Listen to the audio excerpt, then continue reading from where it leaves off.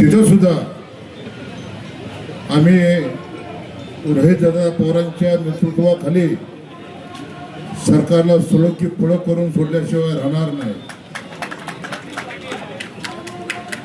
बांधवांनो, रोहितदादा या तुम्ही जिथे शिवाजी चौकात बसला इथंच माझे वडील टांगा चालवायचे आणि एक टांगीवाल्याचा मुलगा पंढरपूर, मोहोळ आणि उत्तर सोलापूर तालुक्याचा आमदार होण्याचा मान मला मिळाला. त्याच्या मागं दादा पवार साहेबांनी मला तिकीट दिलं. शरद पवार साहेबांचं कुंकू माझ्या कपाळाला लागलं. त्याच्यामुळे मी कधीही त्या कुंकाशी बेमान होणार नाही. हा जिल्हा पुरोगामी विचाराचा जिल्हा आहे. या जिल्ह्यामधून महाविकास आघाडीचे दादा रोहितदादा, महाविकास आघाडीचे 11 पैकी 6 आमदार हे पवार साहेबांच्या विचाराचे निवडून आले. या जिल्ह्यातल्या 3 लोकसभा मतदारसंघापैकी तिन्हीच्या तिन्ही ठिकाणी पवार साहेबांना मानणारा हा सोलापूर जिल्हा, तिन्ही आपले खासदार भारताच्या संसदेमध्ये निवडून गेले. दादा, आज तुम्ही या पंढरपूरमध्ये अन्नत्याग उपोषणाला बसला ते स्वतःसाठी नाही, शेतकऱ्यांसाठी. मला आठवतं आम्ही लहान होतो, पवार साहेब वयाच्या 27व्या वर्षी महाराष्ट्राच्या विधानसभेत आमदार म्हणून 1967 साली गेले आणि साहेबांनी जे आंदोलन उभं केलं ते सांध्या ते बांध्यापर्यंत अशी अनेक आंदोलनं नागपूरला साहेबांनी धडकवली. असा हा शरद पवार साहेबांचा पक्ष महाराष्ट्रातच नव्हे तर भारताच्या इतिहासामध्ये, भारताच्या संसदेमध्ये गेली 65 वर्ष झालं कुठलीही एकही निवडणूक न हरणारा योद्धा कोण असेल तर शरद पवार साहेब असतील. आज सगळ्याला मान खाली करावी लागते. ज्या वेळेला पवार साहेब संसदेमध्ये जातात, 65 वर्ष का खायचं काम नाही त्यांच्या संसदीय राजकारणाला झाली. आणि आज त्यांचे नातू रोहितदादा पवार हे त्यांच्याच पायावर पाय ठेवत महाराष्ट्रामध्ये कांद्याचं आंदोलन असेल, आज आपण जर बघितलं जिथं आंदोलन चालू आहे तिथं रोहितदादांच्या नेतृत्वाखाली आंदोलन चालू आहे. परवा मुंबईच्या विशीवरती रोहितदादांनी आंदोलन केलं, नाशिकला रोहितदादांनी आंदोलन केलं, आज पंढरपूरला अन्नत्याग आंदोलन करतायत. हे कुणासाठी करतायत? ज्याला शेतीमध्ये काही ज्ञान नाही ते राज्याचे प्रमुख झालेले आहेत आणि त्यांनी कर्जमाफी काढलेली आहे. जी फसवी कर्जमाफी आहे ती फसवी कर्जमाफी ही तुमच्या सगळ्यांच्या समोर रोहितदादांनी मांडली. म्हणून बांधवांनो, दादांना पाठिंबा देण्यासाठी पंढरपूर असेल, मोहोळ असेल, उत्तर सोलापूर असेल, माढा असेल, पण मला माहिती आहे की हा जिल्हा ह्या वयामध्ये सुद्धा, पक्षामध्ये बंड झाल्यानंतर सुद्धा पवार साहेबांची एकच सभा टेंभुर्णीला झाली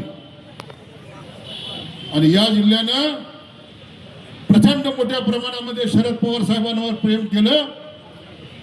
संजय घाटणेकर इथं आहेत. दादा 4 जागा तुतारीवरून उभारल्या, 4च्या 4 आमदार प्रचंड बहुमतानं पवार साहेबांच्या एकाच सभेनं निवडून दिले. जर साहेबांनी अजून सभा दिल्या असत्या तर भारतीय जनता पक्षाचे 5 पैकी 3 आमदार घरी गेले असते दादा.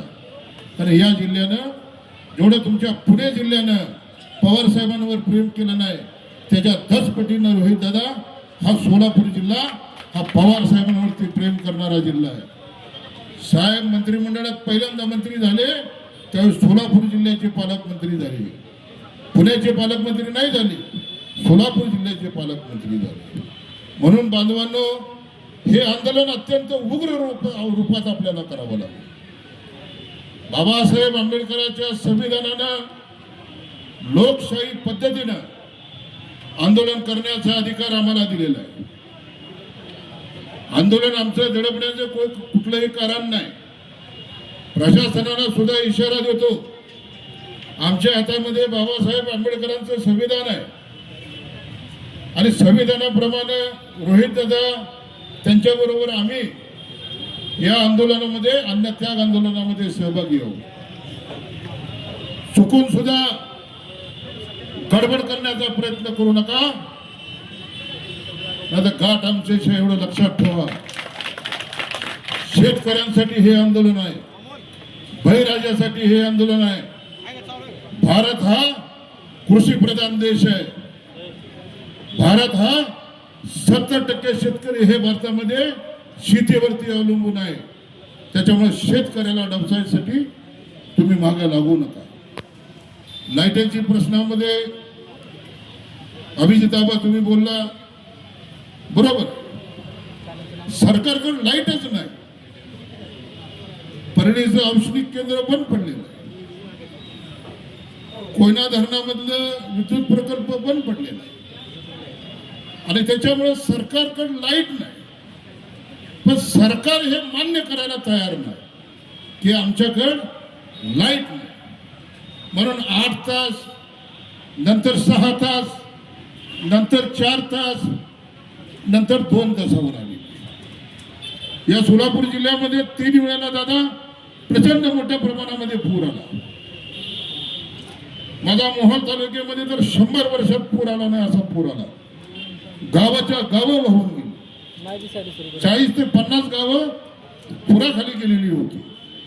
आणि मी आमदार होऊन दादा 1 वर्ष झालं होतं. त्याच्यामुळं पुरामध्ये शेतकरी उद्ध्वस्त झालाय, अवकाळी पाऊस आला त्याच्यामध्ये शेतकरी उद्ध्वस्त झालाय. या राज्याचं विद्युत धोरण आपण दादा होता सभागृहामध्ये, या राज्याचे ऊर्जा मंत्री काय सांगत होते की महाराष्ट्र लखलखलाय. आणि कुठं लखलखलाय महाराष्ट्र? महाराष्ट्र तर अंधारामध्ये, गावाच्या गाव अंधारात आहे. इंग्रजांनी सुद्धा आमच्यावर एवढा जुलूम केला नव्हता, एवढा जुलूम हे सरकार आज गावागावावर ग्रामीण भागावर करत आहे. इंग्रजाच्या काळात लाईट मिळाली, पण या सरकारमध्ये आज काय अवस्था आहे याचा विचार तुम्हाला आम्हाला करावा लागेल. रात्रभर शेतीला विद्युत नाही, लाईट नाही, घरामध्ये लाईट नाही दादा. 6 ते रात्री 11 वाजता लाईट बंद. आमच्या आया बहिणीने कधी स्वयंपाक करायचा, शेतकऱ्यांनी कधी कडबा कुट्टी करायची, धारा कधी काढायच्या, लहान मुलांनी पदवीधर पर्यंतचे शिक्षण घेणाऱ्या मुलांनी अभ्यास कसा करायचा, आमच्या मुलीने अभ्यास कसा करायचा. तर हे सरकार म्हणते आमच्या आया बहिणीला की आधारात स्वयंपाक करा, आधारात धारा काढा, आधारात डेअरीला दूध वाढा, आधारात कंदील लावून अभ्यास करा. म्हणजे आपण कुठे गेलो? 1947 पारतंत्र्यामध्ये गेलो. ही परिस्थिती. मला याही गोष्टीचा विचार शेतकऱ्यांनी केला पाहिजे. निवडणुका आल्यानंतर शेतकऱ्यासाठी लढणारे हे पवार परिवार साहेब देशाचे कृषी मंत्री होते. तुम्हाला आठवत असेल, सरसकट शेतकऱ्यांची कर्जमाफी साहेबांनी केली. कारण शेतीबद्दलचा जाण असणारा हा महाराष्ट्राचा जाणता राजा देशाच्या पार्लमेंटमध्ये, केंद्रीय मंत्रिमंडळामध्ये अन्न नागरी पुरवठा मंत्री होता. मनमोहन सिंग साहेब अर्थतज्ञ या देशाचे प्रधानमंत्री होते. त्यांना पटवून सांगितलं की शेतकरी जर वाचला तर हे देश, हे राज्य वाचतील. आणि 70,000च्या आसपास कर्जमाफी त्यावेळेला साहेबांनी, हे जे आता रोहित दादा बोलले की हा निकष, तो निकष, तो निकष, तो निकष, कुठलाही निकष न लावता पवार साहेबांनी देशातल्या स्वातंत्र्यानंतरची पहिली कर्जमाफी, अत्यंत विक्रमी पद्धतीची कर्जमाफी या देशामध्ये लागू केली आणि महाराष्ट्रामध्ये कित्येक शेतकऱ्यांना चांगले दिवस आले. म्हणून बांधवांनो, मी पंढरपूर, मोहोळ, उत्तर सोलापूर या 3 तालुक्याचा आमदार आहे. दादांना सांगितलं, तुम्ही जिथं बसलात तिथंच माझा बाप टांगा चालवायचा, एक टांगेवाल्याचा मुलगा. पवार साहेबांनी माझ्याकडे बघितलं, माझ्या कपाळाला कुंकू लावला आणि मी महाराष्ट्राच्या विधानसभेत तब्बल 31,000 मताधिक्याने निवडून गेलो. दादा, तुमच्या या आंदोलनाला, हे तुमचं आंदोलन नाही, हे आंदोलन महाराष्ट्रातल्या तमाम शेतकऱ्यांचं आंदोलन आहे. आणि मला या सरकारला जागा करण्यासाठी, या सरकारची फसवी कर्जमाफी कशी आहे याचा काहीच फायदा नाही, हे करण्यासाठी आज दादा आम्ही जन्मलो त्या पंढरी नगरीमध्ये आज तुम्ही अन्नत्याग उपोषणाला बसलेला आहे. अभिजित आबा काल पालकमंत्र्याला भेटायला गेले, बरोबर 3 मंत्री 2 आमदार होते तुमचे. त्यांना जर काल सांगितलं असतं की विद्युत मंडळाला ताबडतोब आदेश द्या, तर विजेचा प्रश्न कालच सुटला असता. आणि म्हणून मी दादा या तुमच्या अन्नत्याग आंदोलनाला पंढरपूर, कारण या शहराचा सुपुत्र आहे, या तालुक्याचा सुपुत्र आहे, या शहरात राहतो, म्हणून पंढरपूर, मोहोळ आणि उत्तर सोलापूर या 3 तालुक्याच्या वतीनं जाहीर पाठिंबा देतो. तुमच्याबरोबर तुम्ही आहे तोपर्यंत तुमची पाठ सोडणार नाही. आणि माझ्या मतदारसंघातली सर्व गावाच्या गावं, सगळ्या ग्रामपंचायतले आपले शेतकरी या उपोषण स्थळाला पाठिंबा देण्यासाठी आळीपाळीनं येतील. एवढं मी बोलून आपली रजा घेतो. जय हिंद, जय